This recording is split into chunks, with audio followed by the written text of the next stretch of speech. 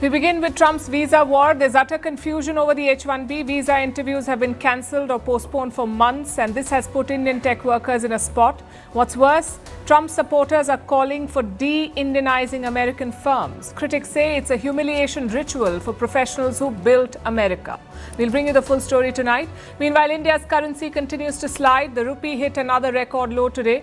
What is driving this fall, and what does it mean for you? Also in focus, a warning from the US president over the Ukraine war. Trump says World War III is coming. The Pakistani army calls Sheikh Mujibur Rahman a traitor. Dhaka is silent, but there's anger in Bangladesh. Will this hit their budding bromance? In Thailand, the government resigns amid border clashes with Cambodia.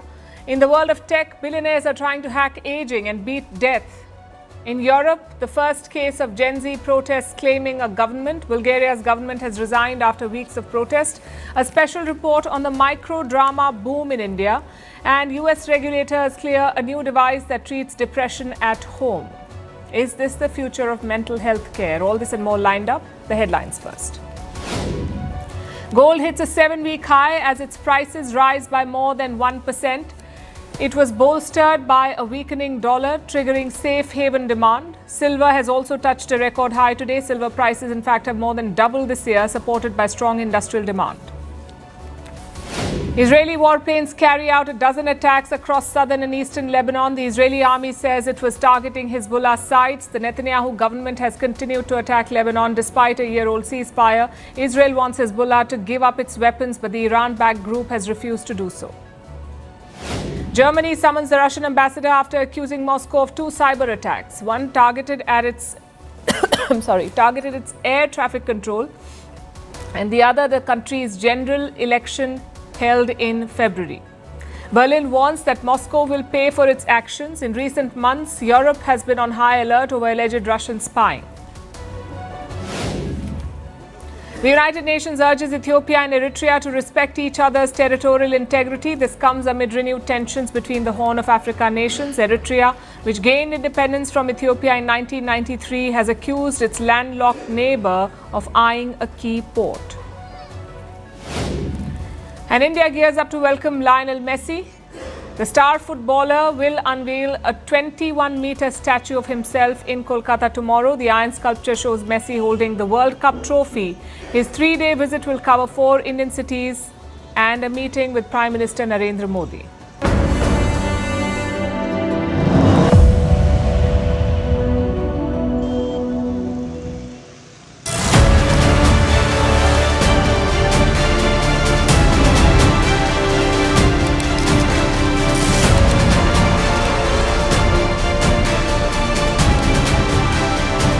We want safety, we want security, we want to make sure we're not letting the wrong people come into our country.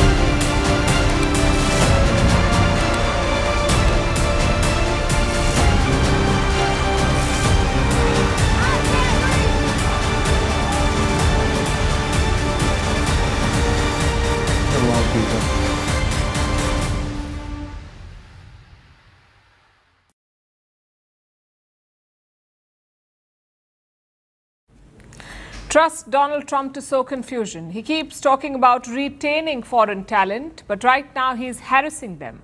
Thousands of H-1B applicants, Indian applicants, are stuck in a limbo. Their interviews have been delayed, their travel is on hold, and their jobs hang by a thread.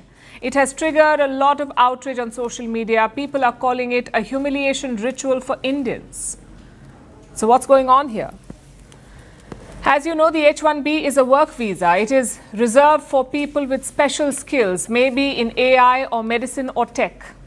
Around 70% of these visas are secured by Indian workers. The initial visa is valid for 3 years, so before it expires, you have to renew it. And that is the root of this current crisis. You can't renew the H-1B visa from the United States. You must come back to your home country, in this case, India. You must attend interviews at US missions, and then you get the visa stamped. Now, December is usually a busy time for this process. It's holiday season in America, so a lot of workers return to renew their H-1B. Just one problem though. Trump has made it a lot more difficult now. Thousands of interviews slated for December have been postponed. These are visa interviews. They were slated for this month. They've been postponed, and that too by many months. Applicants are getting emails at the last moment. An interview on December 15th has been delayed to March next year. A December 19th interview has been delayed to late May. What explains this crisis? President Trump's new rule. Here's what it says. As of December 15, the State Department will expand the requirement that an online presence review will be conducted for all H-1B applicants and their dependents. To facilitate this vetting, all applicants are instructed to adjust the privacy settings on all of their social media profiles to public. That's the new rule. If you want an H-1B, your social media profile must be public. Your Instagram, your X, your TikTok, all of it must be visible to the public. The State Department will then comb through your feed, and only then will you get an H-1B visa. The obvious question is why? What is the US government looking for? Again, let me quote. Every visa adjudication is a national security decision. The United States must be vigilant during the visa issuance process to ensure that those applying for admission to the United States do not intend to harm Americans or our national interests. Frankly, it's an insult to these applicants. Forget hurting America. Indian migrants have enriched the United States. Let me pull up a study for you.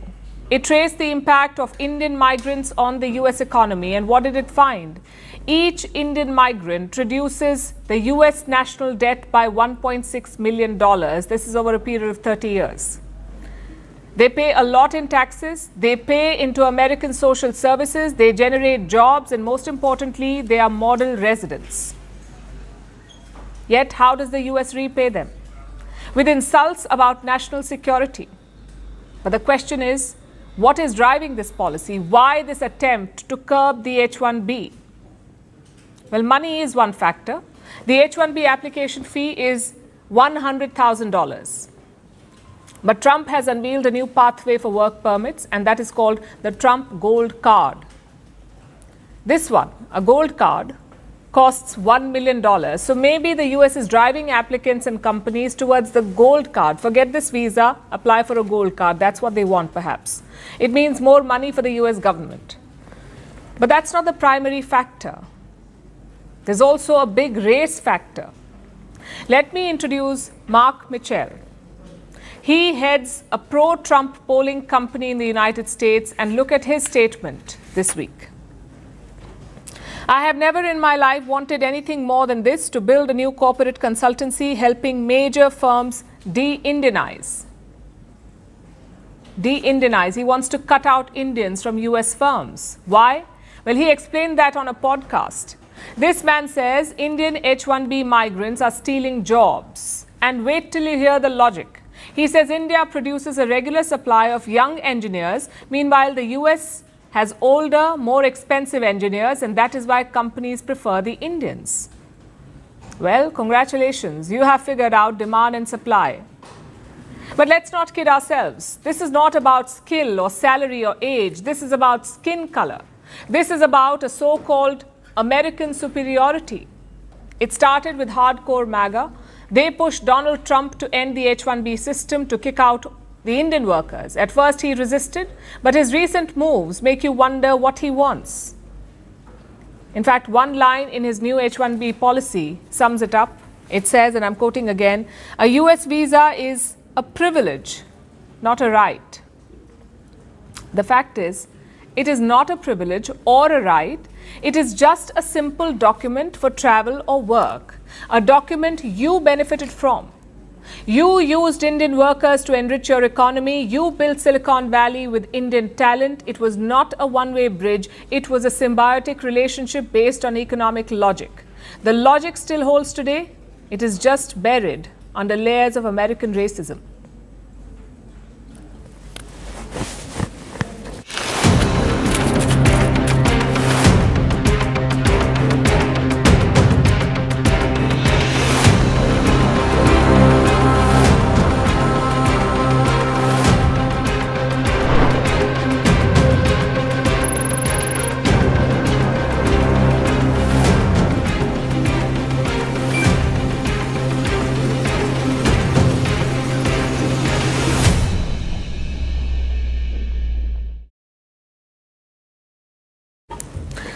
Another week, another low for the Indian rupee.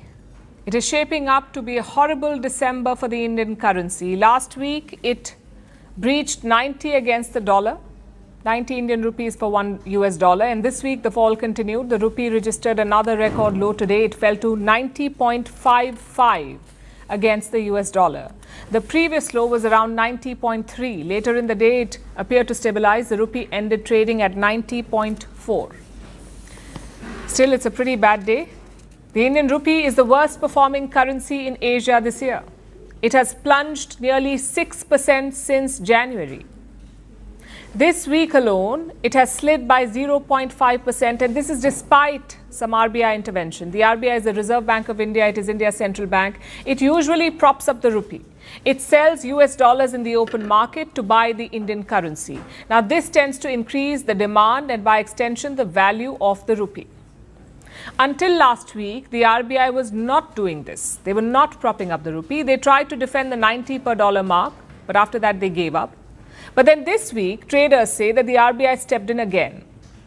They likely sold dollars to boost the rupee, and yet the currency crashed. So what is wrong with the Indian rupee? And what does this fall mean for you? The main factor dragging the rupee is the US tariff. Most major economies have struck a trade deal with Washington, but India has not. A US trade team visited New Delhi this week. They held 2 days of talks. Prime Minister Narendra Modi spoke to US President Donald Trump, and yet there is no sign of a trade deal. In public, India says it is under no pressure. The Commerce Minister has said that there is no deadline for this deal. I've said many times that all agreements, all discussions have many different angles. Many dots have to be connected, and we never negotiate deals with deadlines. Well, the government may sound confident, but the lack of a deal is worrying investors. They're pulling out money from Indian stocks. Look at this year's data. Foreign investors have pulled out $18 billion so far. They are moving to other Asian markets like Taiwan and South Korea. And when investors leave, they convert their rupees into dollars, meaning more demand for the dollar and less demand for the Indian rupee. This is the main reason why the Indian currency is falling. Now, what does it mean for you? Well, a falling rupee leads to rising inflation. Let me explain how. India is a net importer of goods. We buy more things from the world than we sell. And we are talking crucial items here, like oil, for example.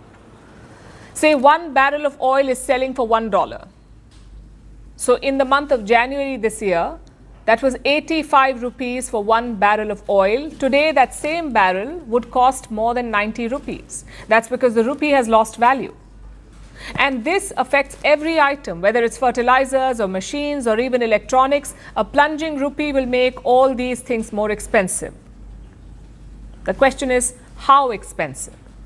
Well, some experts have done the math. If the rupee falls by 5%, the inflation rises by 0.3 to 0.4%.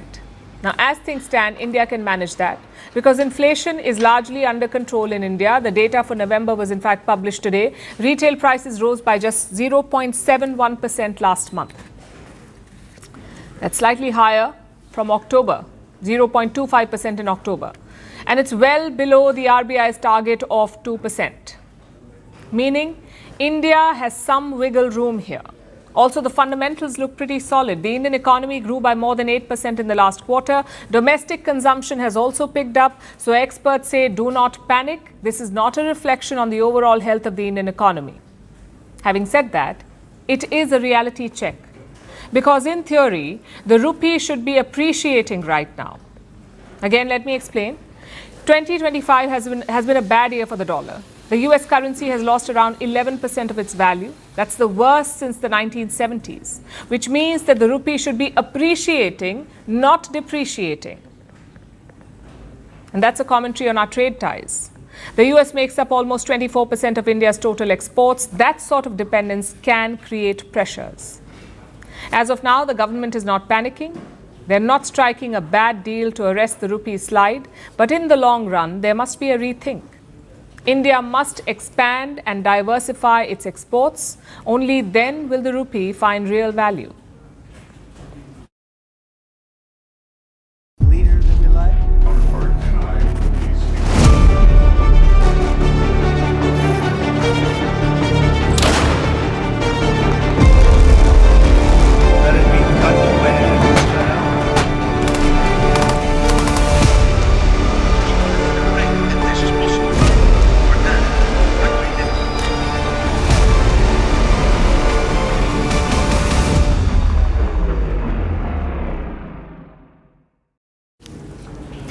If you've been following the Ukraine war, you have probably felt this. Everyone is talking about peace, but the war keeps getting bigger. The US says it has a plan. Zelensky says the people should decide. Trump says World War III is around the corner. And NATO says Europe needs to prepare for war. So what exactly is going on? Is the war coming to a halt, or is there going to be a new war? Well, here's what's happening right now. The United States has a proposal. A free economic zone in Ukraine's Donbass. That's what the US is pitching. A free economic zone in Ukraine's Donbass region. Now, what does that mean? Think of it as a buffer zone. Donbass is the eastern part of Ukraine. 80% of it is under Russian control. The US says Kiev should completely withdraw from it. Leave Donbass, give it up. Turn it into a free economic zone. But who will control this zone? Well, the US proposal does not mention that. Now, all of this is part of the American peace plan. And it suits Russia because they have been eyeing Donbass since 2014. The Russians have been fighting in this region. And like I said, they now control most of it. Ukraine is fighting to regain control, but the US proposal is asking them to withdraw, to turn Donbass into some weird halfway house, not fully Ukrainian, not fully Russian, and definitely not the front line that it is today. That's what Donald Trump wants. And how has Zelensky responded?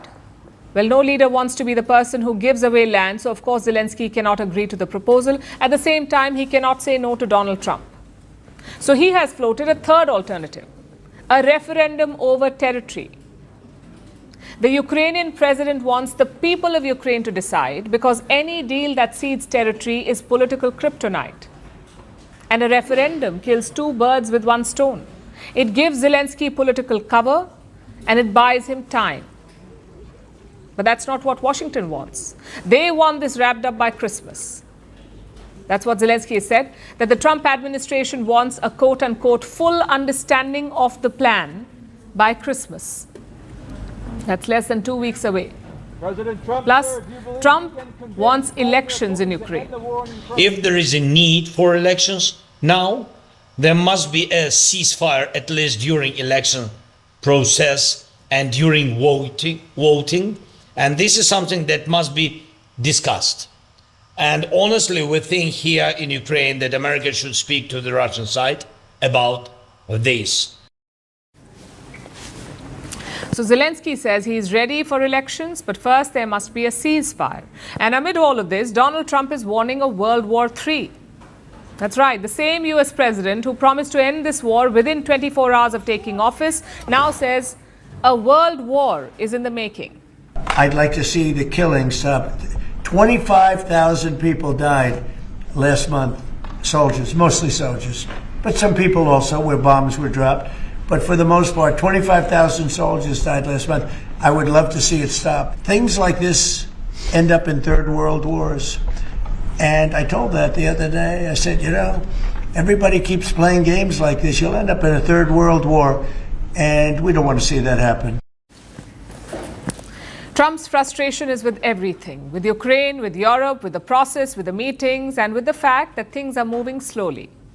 For every diplomatic breakthrough, two new disagreements appear. And he's not wrong about one thing. This war is killing thousands of people every month, and the front line barely moves, and it must end. But Trump's NATO allies say it will only become bigger. In fact, they've issued a very specific warning, the NATO. They say a war with Russia may be coming.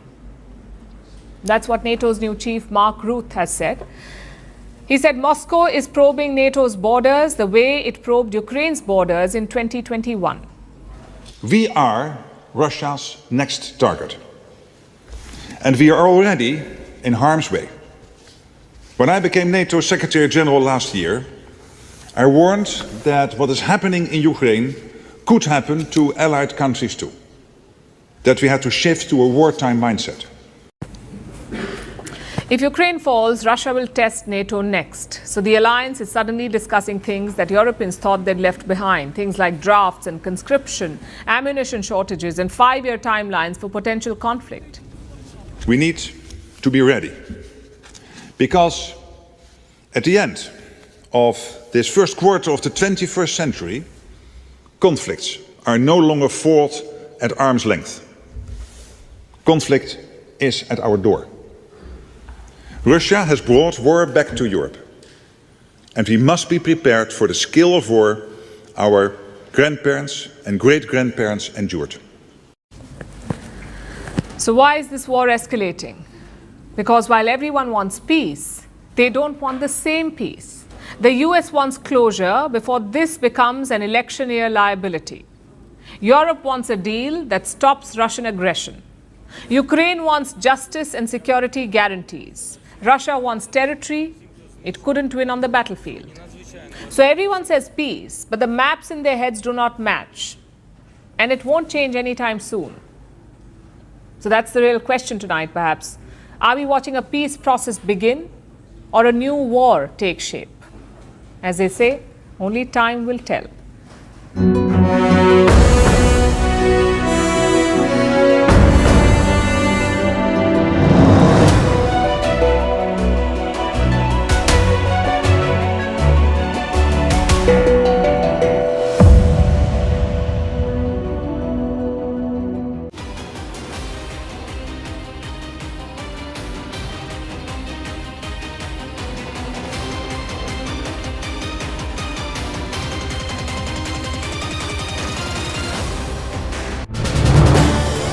This is News 18 Network.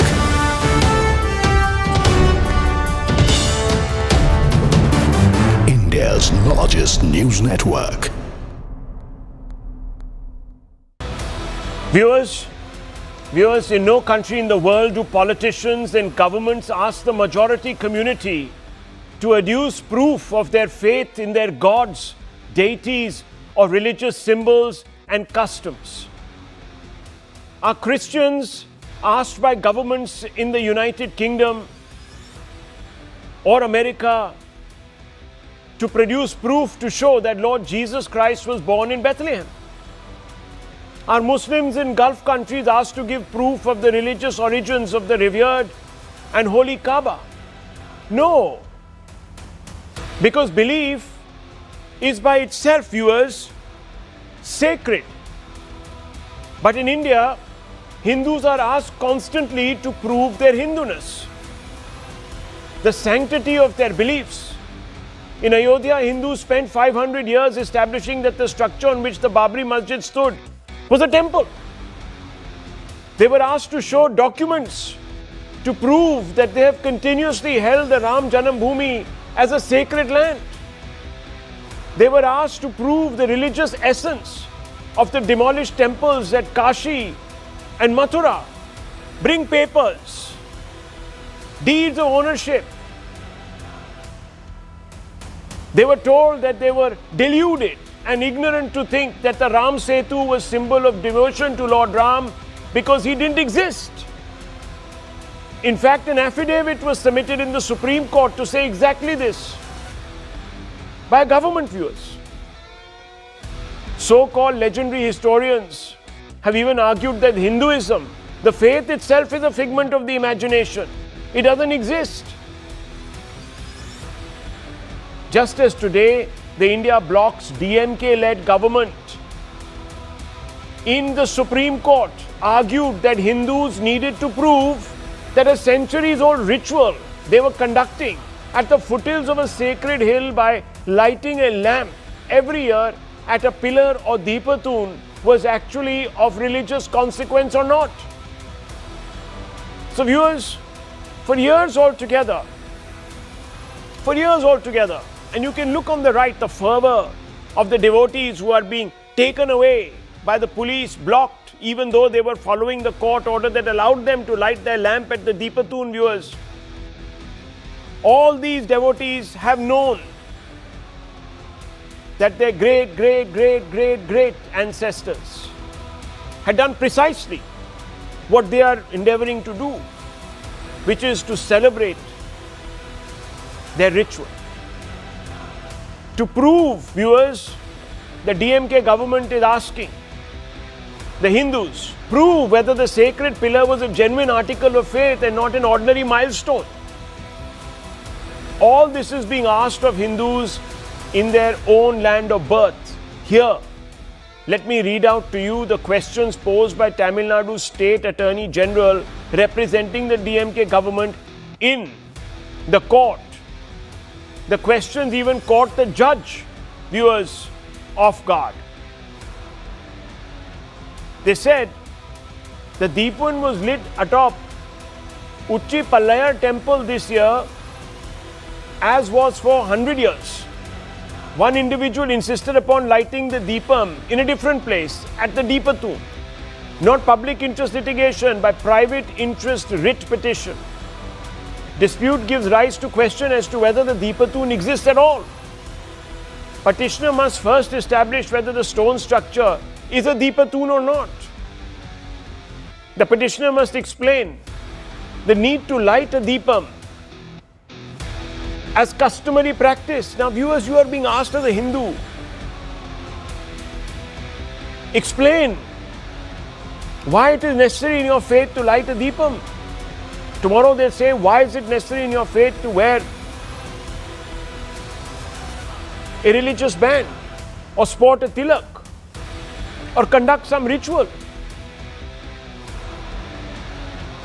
The DMK government says the court can't take a contrary view than a temple, priest and a management. Because all of this has in fact confounded the judge. Judge Jayachandran has said, what's wrong in changing the place of lighting for better visibility? If the Hindus, it's all temple land, whether they do it in the temple itself or a few meters away from the temple at a structure that they think is revered, what's the big deal?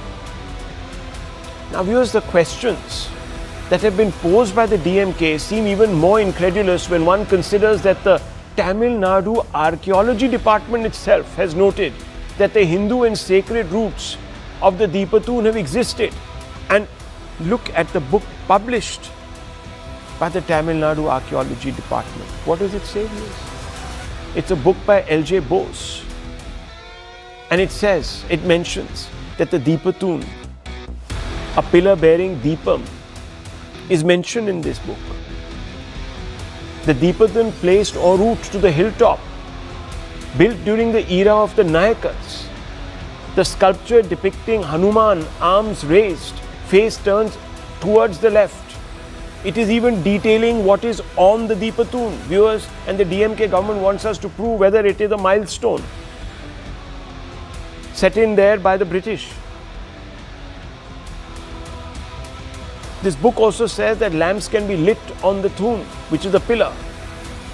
Customary for Bhaks to light lamps on Thoon during Kartigai.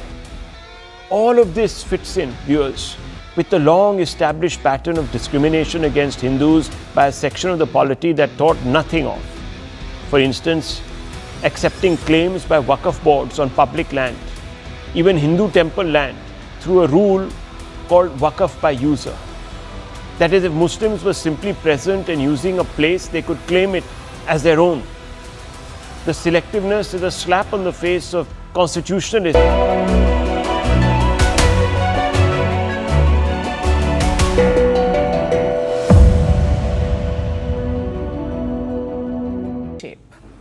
As they say, only time will tell.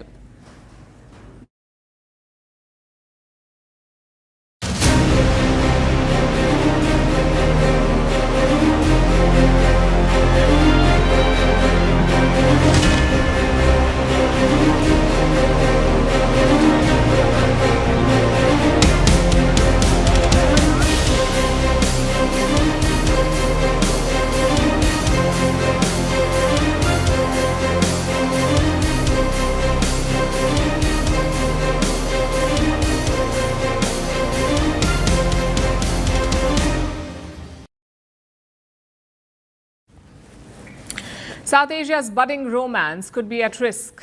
I'm talking about Pakistan and Bangladesh. It's been a whirlwind romance so far. Back-to-back visits, multiple meetings, crucial deals. It's almost like the horrors of 1971 have been forgotten. But could that be at risk? I ask because of a series of recent events. First, a statement from the Pakistani military. Last weekend, they were talking about former Prime Minister Imran Khan, about his so-called rebellious activities. In that statement, the army also talked about Sheikh Mujibur Rahman. Now, Sheikh Mujib is Bangladesh's founder. He's also the father of Sheikh Hasina, the prime minister who was ousted last year. Pakistan's army called Sheikh Mujibur Rahman a traitor. Listen to this. Follow करें इसके media में जो इसकी tweets आती हैं, इसको देखें ये कितना इम्प्रेस है, जो एक नॉन गद्दार है इस मुल्क का, शेख मुजीबुर रहमान, उसकी अफकार से कितना मुतासिर है, बार बार उसको कोट करता है, उसकी मिसालें देता है। उसको क्या प्रॉब्लम है कि वो ये कहे कि जो फौज के साथ बैठ के कोई वर्कशॉप में बैठेगा वो गद्दार है। Some quick history here. Bangladesh used to be part of Pakistan, but after years of discrimination, they wanted to separate. And in the 1960s and 70s, a freedom movement took shape. This movement was led by Sheikh Mujibur Rahman. Pakistan responded with a brutal crackdown. They killed around 3 million people in present-day Bangladesh. In the end, it was India's involvement that ended the crisis. India defeated the Pakistani military, and thus Bangladesh was born. In fact, December is Victory Month in Dhaka. It was on December 16 that Pakistan surrendered to India. Just days before that, Islamabad calls Mujib a traitor. It has triggered a backlash in Dhaka. Here's what a prominent Bangladeshi newspaper published. And I'm quoting, this is what they said. To use such language in December, our month of victory, is an affront to our history and the sacrifices of 1971. It is also harmful to Bangladesh-Pakistan relations, especially at a time when both countries have recently made efforts to revive ties. So why did Pakistan's military say this? For starters, they were blinded by animosity towards Imran Khan. They want to portray him as a national enemy, as someone who wants to weaken and destroy Pakistan. And in their mind, that description fits Mujib as well. Pakistan's army sees 1971 as one of their worst moments. So that's one reason why they called him a traitor. Secondly, they may have underestimated the Bangladeshi sentiment. You see, Mujib is not as popular as he used to be. His statues were attacked last year. Holidays linked to him have been cancelled. Even history books have been altered to downplay his role in 1971. Maybe that's why Pakistan's army attacked him. And so far, we've not heard from the interim regime, which is frankly shameful. Imagine if the UK called George Washington a traitor, or if they called Mahatma Gandhi a traitor. How would India or the US react? Any self-respecting country would push back, but Dhaka so far has been silent. Having said that, there is one interesting development. Pakistani singer Atif Aslam was supposed to stage a concert in Dhaka tomorrow, but the interim government in Bangladesh has denied permission. And here's the reason they've given. Apparently due to security concerns. They thought a Pakistani singer's concert in Victory Month was a risk. Talk about a late realization. But will any of this change Dhaka's approach to Pakistan? Will it hamper the ongoing reset? Well, the interim regime is on its way out. Bangladesh will hold elections on February 12th. After that, an elected government will take over. And who will lead that government? Most likely the BNP. That's the Bangladesh Nationalist Party, BNP. In the past, the BNP has been close to Pakistan, but now those equations have changed. The BNP's main rival is the radical Jamaat-e-Islami, and the Jamaat has very strong ties to the Pakistani deep state. So perhaps the BNP will rethink. In fact, we saw indications of that earlier this year. The BNP chief said he would put Bangladesh first, not Delhi or Pindi. Pindi is short for Rawalpindi. That's where the Pakistani army is headquartered. I know that Pakistan singled out Sheikh Mujib in their statement, but the fact is, it's a broader sentiment. Pakistan's army sees Bangladeshis as traitors, as people who divided and broke their country. Whoever comes to power in Dhaka should be mindful of that.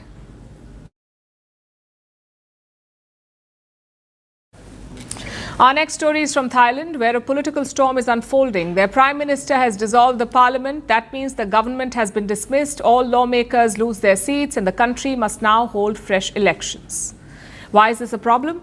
Because it shows their political instability. Thailand has had 3 prime ministers in a span of 2 years. The latest prime minister lasted less than 100 days. His coalition has collapsed, and now he's called for polls. This political drama poses a challenge on its own, but what makes it worse is the timing. Thailand is fighting a sluggish economy, it is dealing with the impact of recent floods, and it has a border dispute with Cambodia that is flaring up. Their militaries, Thai and Cambodian militaries, have been fighting for 5 days now. Several border areas are under fire, thousands are fleeing their homes, and a ceasefire backed by the United States has fallen apart. In the middle of all of this, Thailand has dismissed its government. Here's a report. Thailand entered a new political phase on Friday. Prime Minister Anutin Charnvirakul dissolved the parliament.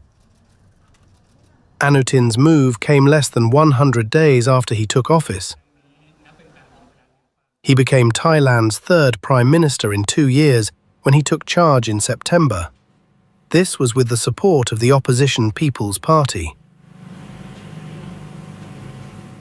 Their agreement included constitutional reforms and early elections.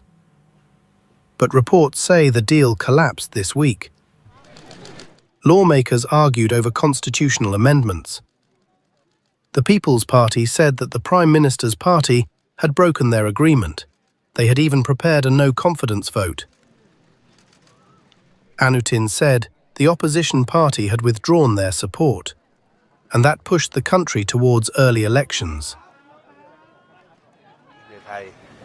Yesterday, the People's Party leader said in Parliament that if the Bumjai Party does not vote along with what they want, his party will not support Bumjai, and he asked for the Prime Minister to dissolve Parliament. You voted for me to be the PM, and now say you do not support me anymore, and ask me to dissolve Parliament. I just did what you asked. With that decision made, the dissolution sets the election timeline in motion.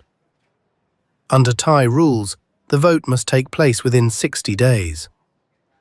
That means Thailand is heading for a snap poll in late January or early February. Until then, the country will be run by a caretaker government. It cannot approve a new budget, and it can only keep day-to-day operations going.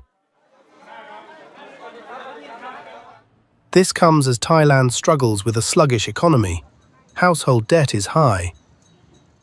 Consumer spending is weak, and recent floods in the south have added more pressure on the country.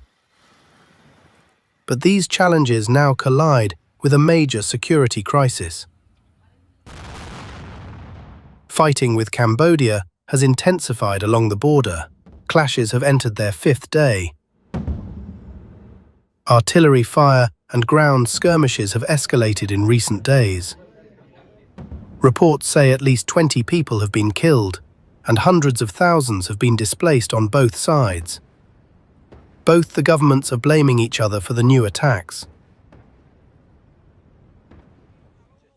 The conflict sits on a long-disputed territory near ancient temples along the Thai-Cambodia border.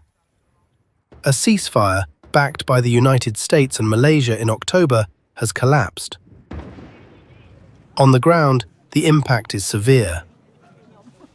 Thai families are sheltering in gyms, under bridges, and makeshift camps. Villagers say they fear returning home while the fighting continues. The shelling gets nearer and nearer, and I keep wondering, will it hit us? We're only dozens of meters away from the border. This is the nearest village to the border. Meanwhile, the political turmoil has reached Thai evacuee centres too. People here say the parliament's dissolution adds to their uncertainty. They want a leadership that understands life along the frontier, and they want the crisis to end quickly. I want a leader who really understands how ordinary people live, how we live along the border, always afraid. I just want a government that cares about poor farmers like us, so we can make a living. Thailand now moves towards a snap election. But whoever comes to power will face a nation struggling on multiple fronts.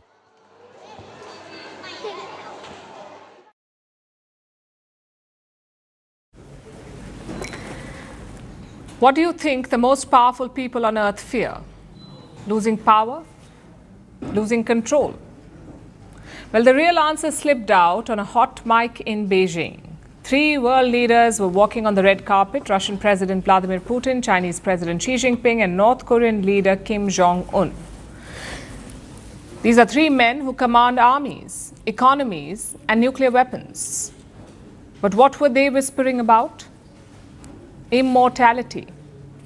Putin kicked it off. He said human organs could one day be continuously replaced. Xi Jinping followed with a prediction that humans may soon live to 150 years.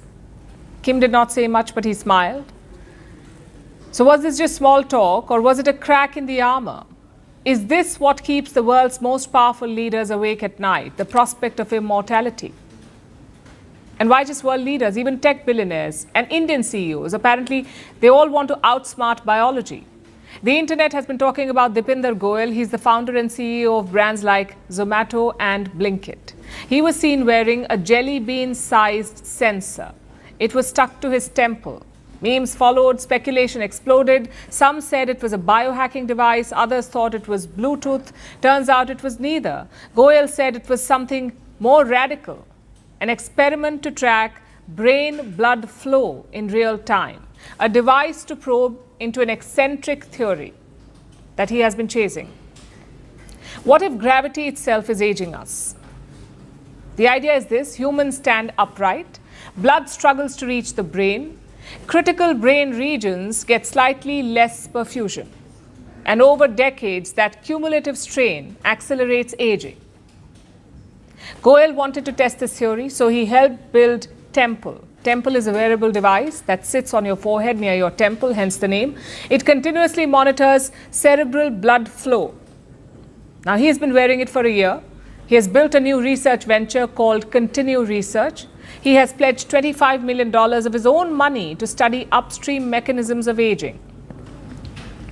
We don't know if it will work, but we do know that this is a trend that is catching on. Tech billionaires and CEOs are trying to outsmart biology, because for Silicon Valley, death is not destiny. Death is a bug. And what do you do with bugs? You fix them. Look at the kind of money they've poured into this. More than $5 billion. This is over the last 25 years. Tech moguls have funneled $5 billion into anti-aging ventures. If you include the smaller projects, the number could be north of $12 billion. OpenAI CEO Sam Altman has invested $180 million into something called Retro Biosciences. This is a startup that reprograms human cells. It aims to add 10 years to the human lifespan. Then you have PayPal founder Peter Thiel. He is spending millions to fund longevity research. Oracle co-founder Larry Ellison has something called the Ellison Medical Foundation. It researches ways to fight death. Google co-founder Larry Page launched the California Life Company. It was to study aging. Amazon founder Jeff Bezos is also funding longevity research. So you get the gist. Everyone is trying to beat death. And they have a new word for it: amortality. Not immortality, but amortality with an A. What does it mean?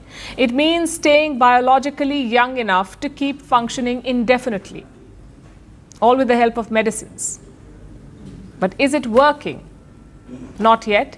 Many longevity startups have failed spectacularly. Some promising drugs made it to trials, but they collapsed due to side effects.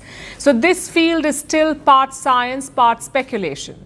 Researchers warn that aging is not one process, it is hundreds of processes combined. Basically, it's not like one switch that you can just turn off. But that's not stopping them. And maybe that's what this whole quest really is. A fight against the last thing that even power cannot control: death. So again, will they beat aging? We don't know. But we do know that the race to outrun time has already begun.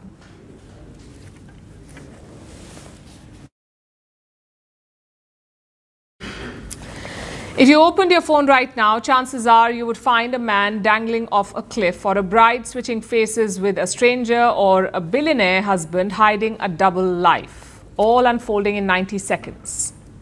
A few years ago, this would have sounded absurd. Today, it is the fastest growing segment in India's entertainment industry. This is the world of micro-dramas.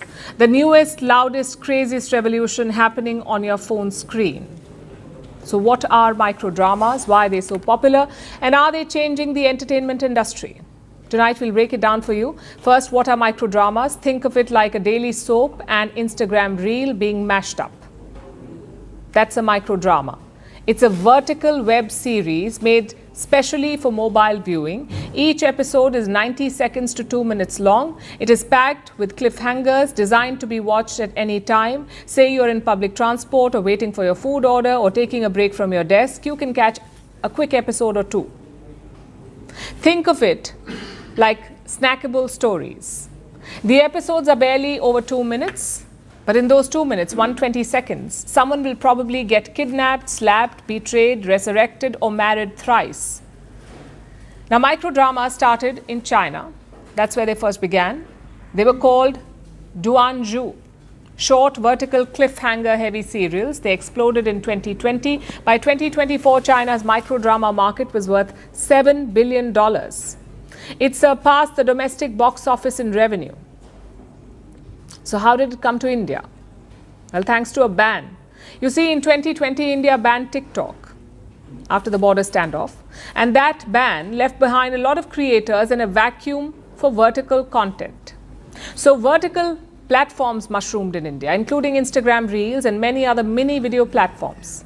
Plus, viewer habits evolved. People lost the patience for long episodes. In the age of doom scrolling and constant content overload, our brains crave quick emotional hits. And microdramas are engineered to give precisely that. A hook every 20 to 30 seconds, a thriller at the end, and a twist right after the twist. So this genre exploded, and it continues to grow. Like I said, microdramas are the fastest growing segment in India's entertainment industry. By 2030, it could be worth anywhere between $1 to $5 billion. And there are new apps every day. Even legacy media companies are releasing microdramas. Some apps average 40 million monthly viewers, 40. Some hit shows have over 50 million views. And who's watching this stuff? This is the interesting part. Around 68% of the audience is in Tier 2 and Tier 3 cities. Almost 40% of the viewers are women. India has some 800 million smartphone users, the second highest number in the world. Now, in India's small towns, TV penetration is patchy, theatres are rare, and streaming platforms are not accessible. That makes smartphones their only screen and microdramas their new primetime TV. Also, this is not niche content, it is mass entertainment. The business model works. A full microdrama season costs 70 to 90% less than an OTT series. It takes just 3 to 4 days to shoot. You need tiny crews and simple sets. The cost is around 15,000 to 25,000 rupees per minute of content. An entire season costs 10 to 15 lakh rupees. And how do they make money? Mostly through subscriptions. They cost around 20 to 50 rupees per month. There are ad breaks every 3 to 4 episodes. But here's the catch. 70 to 80% of the subscription revenue is spent on ads for user acquisition. Despite this, the industry is growing with bigger budgets and more cinematic visuals. In fact, some Bollywood stars are also joining the fray. But what is the end game? Entertainment platforms are vying for one thing, and that is your attention. That's what they want. And microdramas have hit the jackpot. They have figured that in this attention economy, the winner is not the biggest or the boldest story. The winner is the fastest one.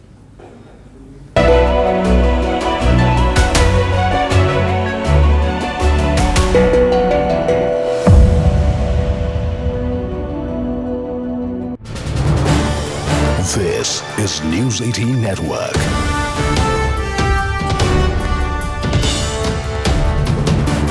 India's largest news network. Viewers, in no country in the world do politicians and governments ask the majority community to adduce proof of their faith in their gods, deities, or religious symbols and customs. Are Christians asked by governments in the United Kingdom or America to produce proof to show that Lord Jesus Christ was born in Bethlehem? Are Muslims in Gulf countries asked to give proof of the religious origins of the revered and holy Kaaba? No. Because belief is by itself, viewers, sacred. But in India, Hindus are asked constantly to prove their Hinduness, the sanctity of their beliefs.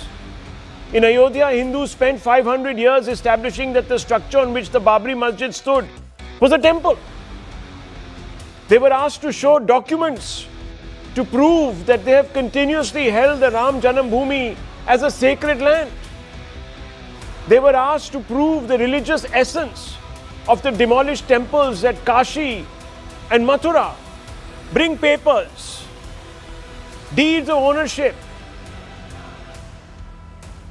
They were told that they were deluded and ignorant to think that the Ram Setu was symbol of devotion to Lord Ram because he didn't exist. In fact, an affidavit was submitted in the Supreme Court to say exactly this by government viewers. So-called legendary historians have even argued that Hinduism, the faith itself, is a figment of the imagination. It doesn't exist. Just as today, the India bloc's DMK-led government in the Supreme Court argued that Hindus needed to prove that a centuries-old ritual they were conducting at the foothills of a sacred hill by lighting a lamp every year at a pillar or deepatun was actually of religious consequence or not. So viewers, for years altogether, and you can look on the right, the fervor of the devotees who are being taken away by the police, blocked, even though they were following the court order that allowed them to light their lamp at the deepatun, viewers. All these devotees have known that their great ancestors had done precisely what they are endeavoring to do, which is to celebrate their ritual. To prove, viewers, the DMK government is asking the Hindus, prove whether the sacred pillar was a genuine article of faith and not an ordinary milestone. All this is being asked of Hindus in their own land of birth. Here, let me read out to you the questions posed by Tamil Nadu State Attorney General representing the DMK government in the court. The questions even caught the judge, viewers, off guard. They said the Deepan was lit atop Uchi Pallayar temple this year, as was for 100 years. One individual insisted upon lighting the Deepam in a different place at the Deepatun. Not public interest litigation, by private interest writ petition. Dispute gives rise to question as to whether the Deepatun exists at all. Petitioner must first establish whether the stone structure is a Deepatun or not. The petitioner must explain the need to light a Deepam as customary practice. Now viewers, you are being asked as a Hindu, explain why it is necessary in your faith to light a Deepam. Tomorrow they'll say, why is it necessary in your faith to wear a religious band or sport a tilak or conduct some ritual?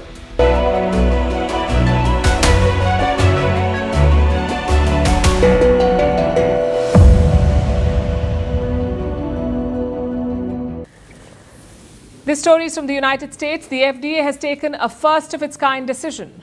The FDA is the Food and Drug Administration. It is America's top medical regulator. They have now approved a device that lets people treat depression at home. Not with medicine, but with a simple headset that sits on the forehead. Now, this technology is not exactly new. Earlier versions have been used in Europe and Hong Kong. Tens of thousands of people, in fact, have already tried it. But what does this headset actually do? How does it work? And is this the future of mental health treatment? Here's our report. This week, something unusual happened in the world of mental health. For the first time, the U.S. Food and Drug Administration, or the FDA, approved a device that lets people treat depression at home. Not with pills, but with a small headset. The device is made by a company called Flow Neuroscience. At first glance, it looks simple. It sits on the forehead like a pair of slim headphones.